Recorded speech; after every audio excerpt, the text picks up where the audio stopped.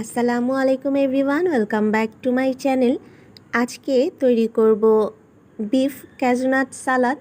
আর এই সালাদটা কিন্তু ইয়ং জেনারেশনের কাছে খুব বেশি পছন্দের। তো রেস্টুরেন্টে যে আমরা অনেক চড়া দামে এটা কিনে খেয়ে থাকি, তো খুব ইজিলি কিন্তু সামান্য কিছু উপকরণ দিয়ে এই ক্যাজুনাট সালাদ ঘরেই তৈরি করে ফেলা যায়। তো আশা করব আমার আজকের রেসিপি আপনাদের কাছে ভালো লাগবে। যদি রেসিপিটি ভালো লাগে তাহলে অবশ্যই একটি লাইক দিবেন এবং আপনার ফ্রেন্ডস আর ফ্যামিলির সাথে শেয়ার করবেন, হয়তো রেসিপিটি তাদেরও কাজে লাগতে পারে। চলুন তাহলে চলে যাচ্ছি মূল রেসিপিতে। সালাদ তৈরির জন্য বিফটাকে প্রথমে রেডি করে নিব। এখানে আমি হাড় ছাড়া একদম ফ্রেশ গরুর মাংস এমন লম্বা করে কেটে নিয়েছি। তো এখানে আমার প্রায় 1.5 কাপ মাংস হয়েছে। এখন এর মধ্যে আমি দিয়ে দিচ্ছি 1 চা চামচ আদা এবং রসুন পেস্ট, আরও দিয়ে দিচ্ছি 1/2 চা চামচ ধনিয়ার গুঁড়ো, লাল মরিচের গুঁড়ো দিয়ে দিচ্ছি 1 চা চামচ, সয়া সস অ্যাড করে দিচ্ছি 1 চা চামচ, কর্নফ্লাওয়ার অ্যাড করে দিচ্ছি 2 চা চামচ এবং পরিমাণ মতো দিয়ে দিচ্ছি কিছুটা লবণ।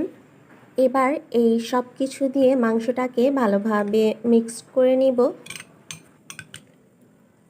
হাতে সময় থাকলে মাংসটাকে কিছুক্ষণ ম্যারিনেট করে রাখতে পারেন, এতে দেখা যাবে যে মাংসটা অনেকটাই সফট হয়েছে। তো আমি আধা ঘন্টার মতো মাংসটা ম্যারিনেট করে রাখবো, আর এই সময়টুকুতে আমি সবজিটা ঠিক করে নিব। এখানে আমি নিয়ে নিয়েছি সবুজ ক্যাপসিকাম, গাজর, কাঁচামরিচ কুচি, পেঁয়াজ কুচি, শসা, টমেটো, হলুদ ক্যাপসিকাম এবং লেবু।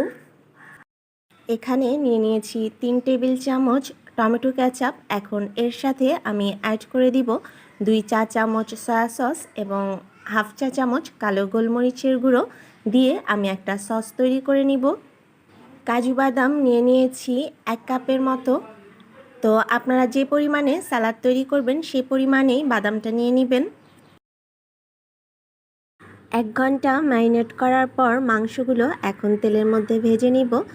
তো আমি অল্প পরিমাণেই তেল দিয়ে মাংসগুলো ভেজে নিয়েছি। আপনারা চাইলে এটা ডিপ ফ্রাইও করতে পারেন। তো যেহেতু মাংসটা একদম হাড় ছাড়া এবং একটু পাতলা করে কেটে নিয়েছি, এটা ভাজতে খুব বেশি সময় লাগবে না, আর পানিও দিতে হবে না। দেখা যাবে যে কিছুক্ষণ ভাজলেই এটা একদম সফট হয়ে যাবে।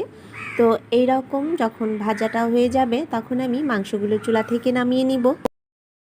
খুব অল্প পরিমাণে তেল দিয়ে কাজু বাদামগুলোকেও একটু ফ্রাই করে নিব। তো এগুলো একটু ব্রাউন কালার করে নিলেই হবে। আপনারা নিশ্চয়ই স্ক্রিনে দেখে বুঝতেই পারছেন। গাজর এবং ক্যাপসিকামগুলোকেও একটু ভেজে নিব। তো এগুলো কিন্তু খুব বেশি সিদ্ধ করতে হবে না, জাস্ট একটু ভেজে নিলেই হবে। কারণ দেখা যায় যে একদম কাঁচাটা দিলে অনেক সময় এটা মুখে বাজে। তো শসা আর টমেটো কিন্তু ভাজতে হবে না, তবে যাদের ইচ্ছে তারা এভাবে একটু ক্যাপসিকাম আর গাজরটা ভেজে নিতে পারেন। আমি সব সময় এভাবেই করি।